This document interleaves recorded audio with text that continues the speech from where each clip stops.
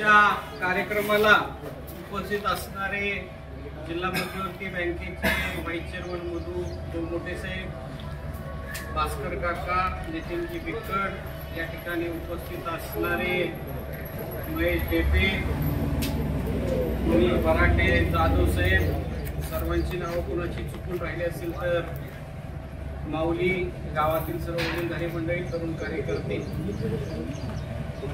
झालेल्या लोकसभेच्या निवडणुकीमध्ये आपण महाविकास आघाडीचे उमेदवार ओमराजे निंबाळकर यांना अतिशय चांगल्या पद्धतीने मतदान केलं, त्याबद्दल आपल्या सर्वांचं मनपूर्वक सुरुवातीला आभार मानतो।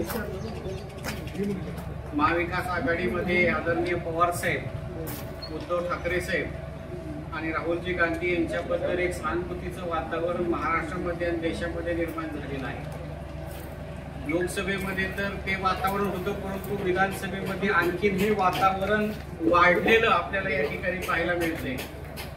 विधान लोकसभेच्या वेळेस मोदींच्या नावावर काही लोकांनी मतदान केलं, परंतु महायुतीची जी नाराजी आहे ते विधानसभेच्या इलेक्शनमध्ये लोकांची जास्त नाराजी या ठिकाणी आपल्याला पाहायला मिळणार आहे।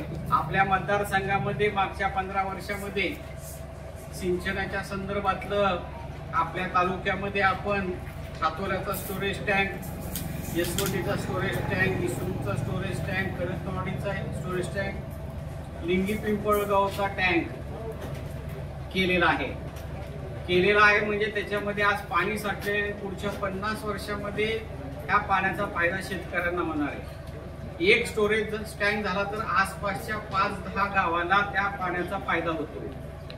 हे असं शाश्वत काम करणाऱ्यापैकी आपण आहोत।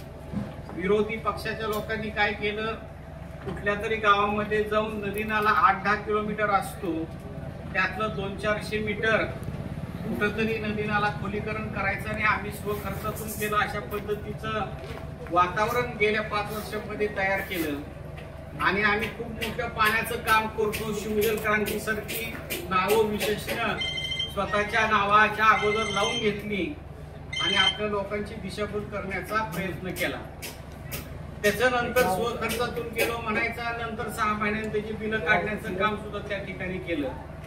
आपण शाश्वत पाणी देतोय, त्यांची तात्पुरती मलमपट्टी, हा फरक लोकांनी या ठिकाणी समजून घेण्याची गरज आहे। 33 केवीच्या संदर्भात आपण पारडी फाट्याचं 33 केवी केलं, लिंगी पिंपळगावचं केलं, तुमच्या येसवंडीचं केलं, असे 10, 15, 33 केवी आपण आपल्या 3 तालुक्यामध्ये केलेले आहेत। सर्व नावं मी या ठिकाणी सांगत बसत नाही।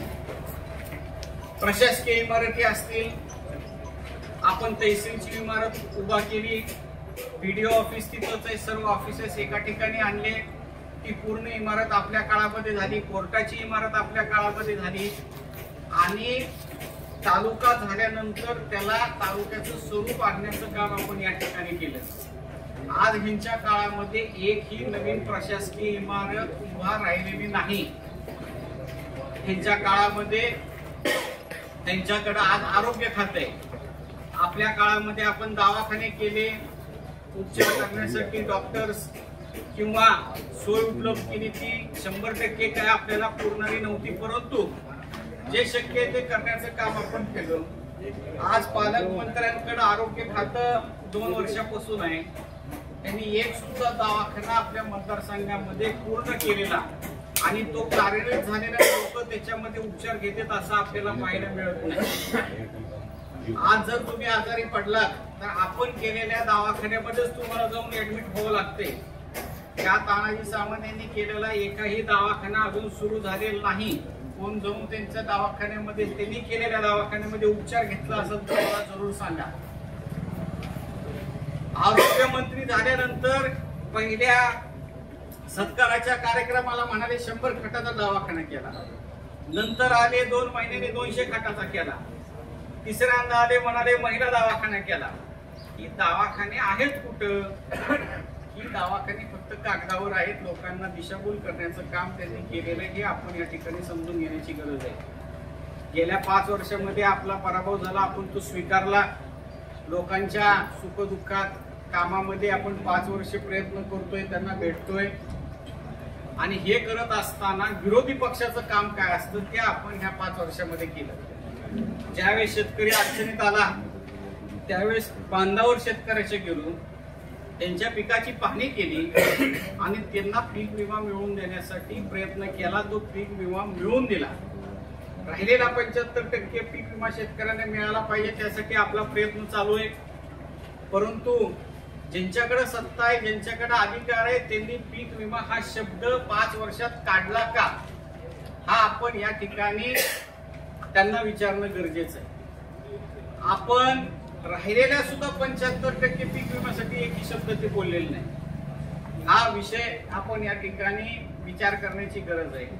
आपला भाग हा दुधाचा आहे. 5 लाख लिटर आपल्या मतदारसंघामध्ये दूध आहे. आपण आंदोलन केलं, दुधाला भाव मिळाला पाहिजे.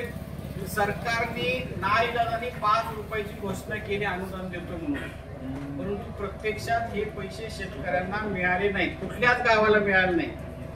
ज्यांनी अटीच्या शर्तीची पूर्तता केली फक्त 2 गावाला हे पैसे मिळाले. एका गावात 50 लाख, एका गावात 40 लाख.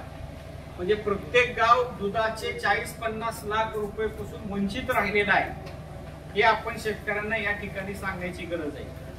लोकसभेला आपण काय केलं, शेतकरी का नाराज होता, तर त्यांच्या पिकाच्या धान्याला भाव नव्हता. सोयाबीन 10-11 हजार मध्ये मागच्या काळामध्ये गेलं होतं.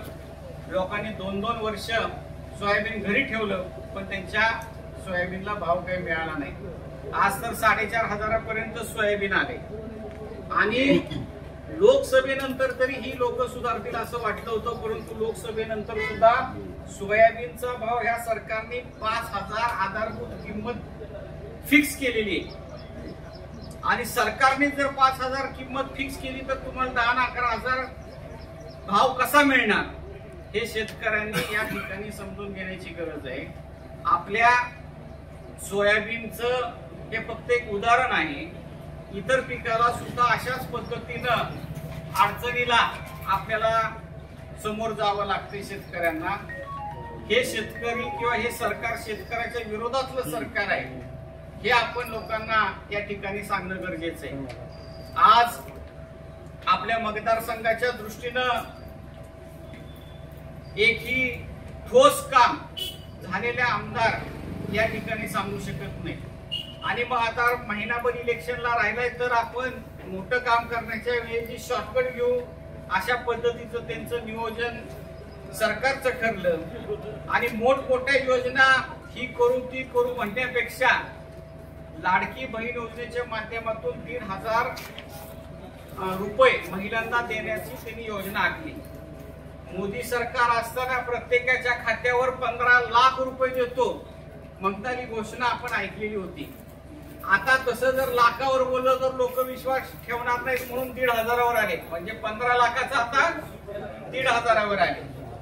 आणि ही योजना चांगली आहे, महिलांना पैसे मिळाले तर चांगली गोष्ट आहे. परंतु ही योजना 1-2-3 वर्षापूर्वी त्यांनी ह्या सरकारच्या माध्यमातून सुरू केली असती तर महिला भगिनींनी त्याच्यावर विश्वास ठेवला असता. महिन्यासाठी तुम्ही इलेक्शनसाठी पैसे देणार हे आता महिला ओळखून आहेत. परंतु मला आपल्याला या ठिकाणी सांगायचंय की महाविकास आघाडीने त्यांच्या जाहीरनाम्यामध्ये ह्या महिला भगिनींना 1,500च्या ऐवजी 3,000 कायमस्वरूपी पैसे देण्याचा निर्णय घेतलेला आहे. आणि ह्या महिला भगिनींना आधार देण्याचं काम हे सरकार महाविकास आघाडीचं सरकार आल्यानंतर करणार आहे.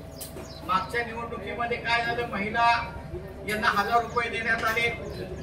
1,000 रुपये 5 वर्षाला म्हणजे दिवसाला 50 पैसे सुद्धा होत नाही. आणि महिला भगिनींनी 1,000 रुपयासाठी त्यांना मतदान केलेलं नव्हतं.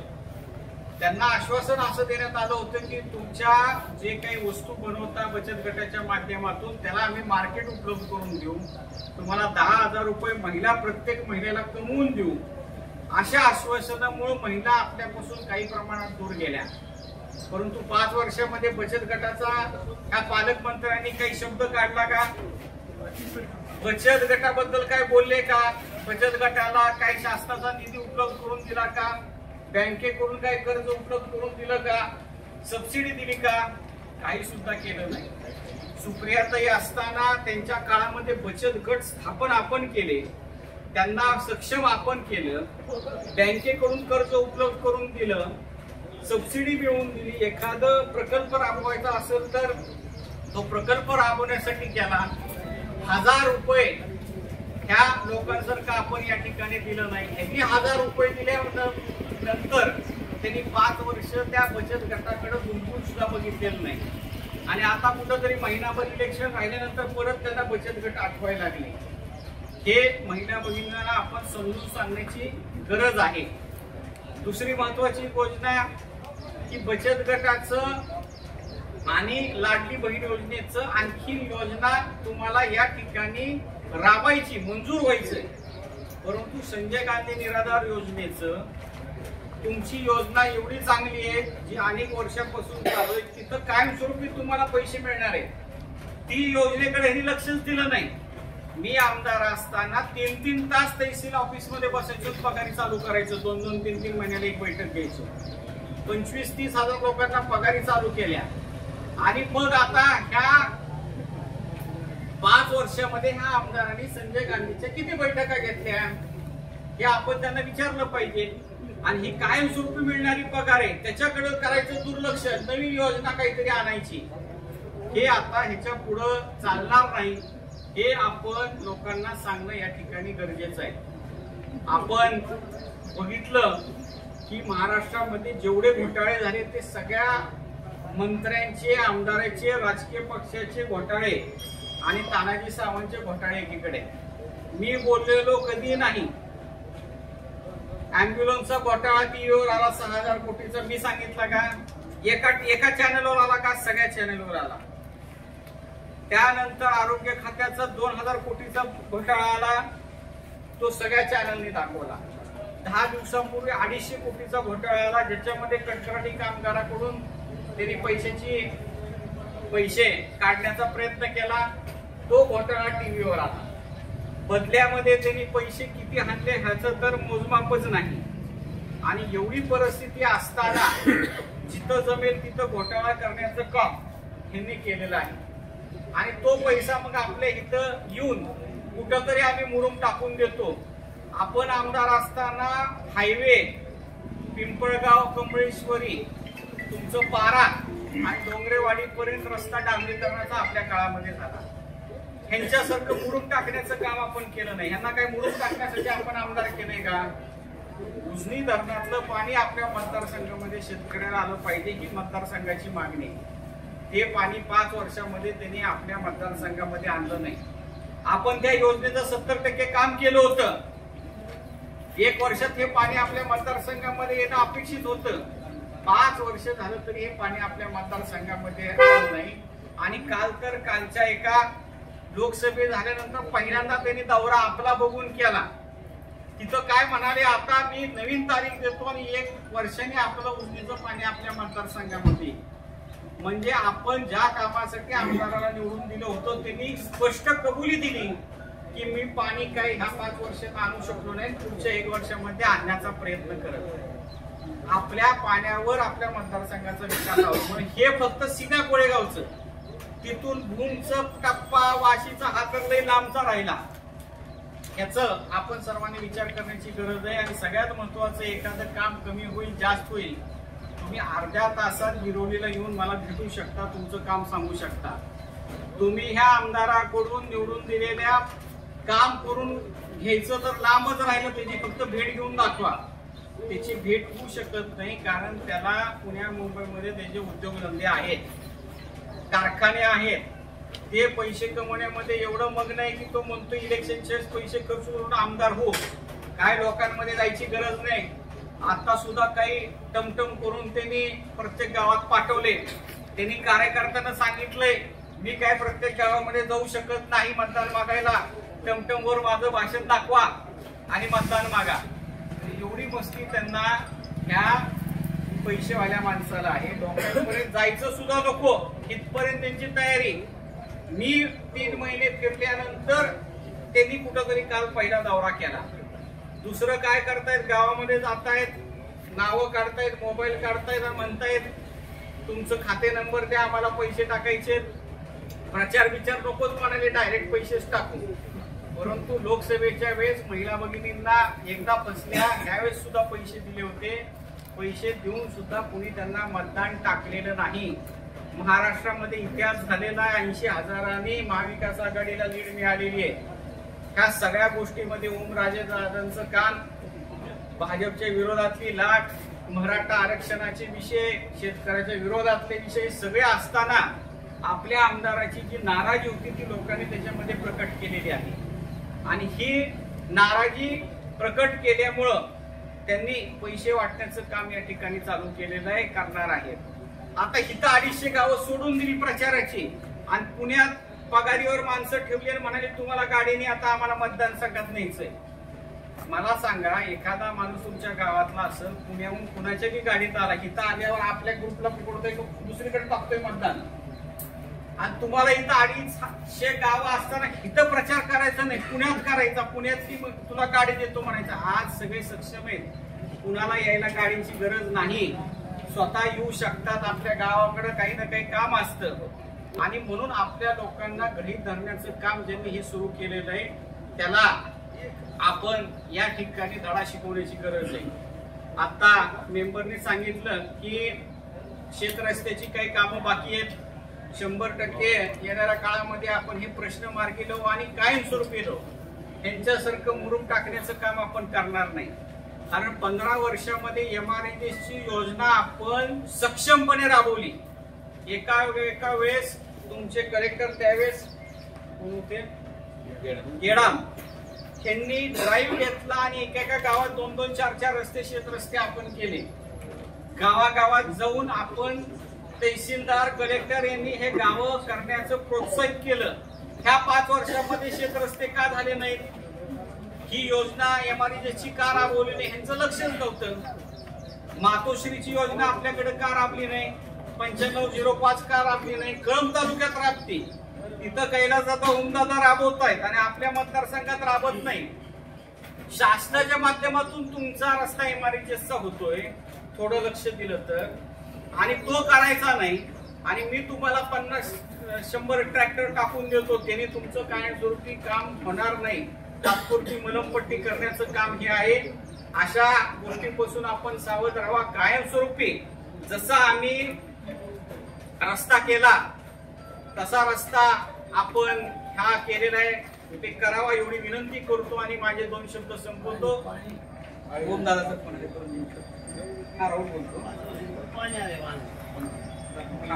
डीपीचा विषय होता. मी डोंगरेवाडीला होतो, कोटाळा पिंपळगावला, आणि पारगावचं एक खूप अर्जंट काम होतं. तिथे एक रस्त्याचा विषय होता. हे 2 विषय जरा मी संध्याकाळी परत बोलतो आपल्याला.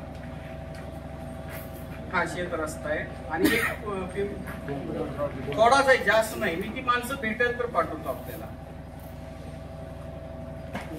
मी नाव जरा पाठवतो, संध्याकाळी पाठवलं. आणि हे सिंगल पेजचं आहे, गावठाणचं नाही, सिंगल पेजचं मंजुरी आहे, त्याला पैसे टाकायचं. मी व्हॉट्सअपला पाठवतो तुम्हाला सगळं. चालेल. नेमका मी फोन करायचो, भाषणाच्या वेळेस त्यांचा फोन यायचा, म्हणून घेतला, दिलगिरी व्यक्त करतो. काका कोणता विषय म्हणत होते? संगमेश्वर प्रकल्प आपण आमदार होतो. काकांनी माझ्याकडे पाठपुरावा केला की धरणातलं पाणी आपण नदी पात्रात सोडलं पाहिजे. आपण 2 वर्ष 3 वर्ष सोडलं का नाही, तिथपर्यंत पाणी आलं का नाही, परंतु यांनी कधीही हे पाणी सोडवण्याचं काम केलं नाही. त्या ठिकाणी ईडच्या लोकांना सुद्धा ह्या पाण्याचा फायदा झाला पाहिजे आणि आपल्या लोकांना सुद्धा त्या पाण्याचा फायदा झाला पाहिजे. परंतु आपण इथपर्यंत पाणी त्या ठिकाणी सोडण्याचं काम केलं आणि आपण त्यावेळेस जेवढे बंधारे आपल्या मतदारसंघात, तुम्ही तर रबर टाकायचं म्हणताय, आपण हे बंधाऱ्याचं रूपांतर बॅरेजेस मध्ये करण्याचं आपण प्रस्ताव दाखल केलेला होता. जसं जालन्याला टोपे साहेबांनी केलेले. रबर ही तात्पुरतं ठीक आहे, करूया आपण, परंतु ह्याचं रूपांतर जर बॅरेजेस मध्ये झालं तर त्याला भूसंपादन करण्याची गरज नाही, त्याला पैसे जास्त लागत नाही आहे. ह्या ठिकाणी थोडा खर्च करून तुमचं पाणी तुमच्या गावामध्ये कुणाची जमीन न जाता तिथं साठवलं जातं. ही योजनेचा आपण त्या ठिकाणी सर्व परवानग्या शेवटच्या टप्प्यापर्यंत आणलेल्या होत्या. परंतु आपला पराभव झाला, ठीक आहे, परंतु भविष्यामध्ये आपण आणखीन हे काम करण्यासाठी प्रयत्न करू आणि हे करत असताना आपले महत्वाचे भविष्यामध्ये जे काही कामं येतील ते आम्ही 100% करू. आपली महाविकास आघाडी आहे, आम्ही स्वतःसाठी नाही तर महाविकास आघाडीसाठी ही फिरत आहोत. उद्या पवार साहेब, ठाकरे साहेब जे निर्णय घेतील ते आपल्याला मान्य असेल, परंतु आपल्याला महाविकास आघाडीचं सरकार आणि आमदार आपल्या मतदारसंघामध्ये निवडून आणायचं, एवढंच या ठिकाणी बोलतो आणि 2 शब्द संपवतो. धन्यवाद.